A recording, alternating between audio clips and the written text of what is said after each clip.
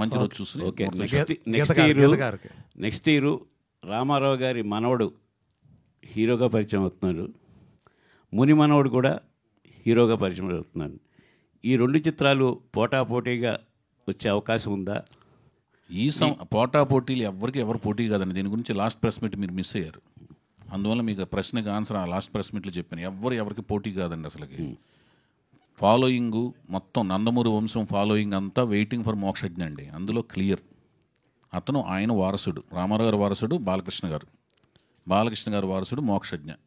ఆయన కోసం మొత్తం హోల్ ఫాలోయింగ్ వెయిటింగ్. ఎంత వెయిటింగ్ అంటే ఈవెన్ మైసెల్ఫ్, నేను కూడా, ఎందుకంటే నేను రామారావు గారి అభిమాని కాబట్టి మేమంతా గుడివాడలో ఉన్నప్పుడు బాలకృష్ణ గారి కోసం ఆ వెయిటింగ్ అనమాట.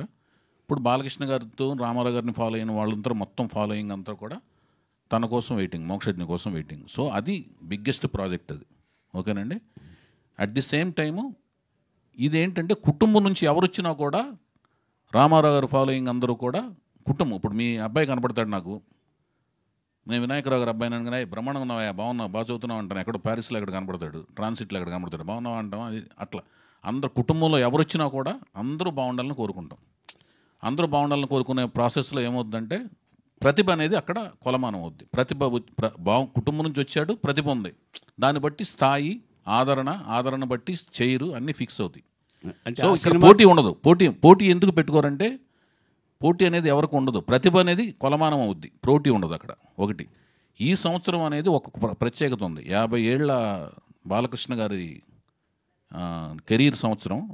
అదొక నందమూరి ఫాలోవర్స్ అందరికంటే, వంశం వీరాభిమానులందరికీ అదొక పండగ వాతావరణం. అలాగే 75 ఏళ్ల ఎన్టీఆర్ గారి మన దేశం రిలీజ్ అయ్యే 75 ఏళ్ల అది వజ్రోత్సవం లాంటి సంవత్సరం పూర్తయింది మొన్న నవంబర్ 24కి.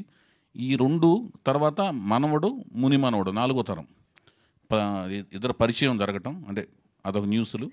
వాటి మధ్యలో నెక్స్ట్ ఇయర్ వాళ్ళ సినిమాలు రావటం, ఇదంతా ఒక కొత్త రకమైన వాతావరణం ఉంది. అంటే ఒక ఎనర్జీను, ఒక రకమైన ఉత్సాహం ఉందన్నమాట. సో అందరూ పోటీ అనేది లేదండి, పోటీ అనేది ఉండదు. అంటే ఆ సినిమా రిలీజ్ తర్వాత ఈ సినిమా ఉంటుందా, దానికంటే ముందు అట్లా ముందు వర్క్లోకి వెళ్ళాలన్నా, దానికి అసలు అలా పోటీ ఎలా పెట్టుకుంటారు? దగ్గరలోకి ఆ సినిమా దగ్గరలోకి ఎవరు సినిమా వేయకూడదండి, అసలు వేయరు. అలాంటి పని ఆలోచనే బుర్రలోకి రాదు, నాకు రాదు, ఎవరికి రాదు, రాకూడదు. మీ స్ట్రైట్ ఆన్సర్ ఏంటంటే అసలు అలాంటి ఆలోచన నాకు రాదండి ఫస్ట్, ఇంకెవరికి రాకూడదు. అది నేను చెప్తున్నా డిస్క్లైమర్, అర్థమైందండి? అదొక స్ట్రైట్ అవే బిగ్గెస్ట్ డైనోసారస్ లాంటి ప్రాజెక్ట్ అండి అది, అర్థమైంది కదా?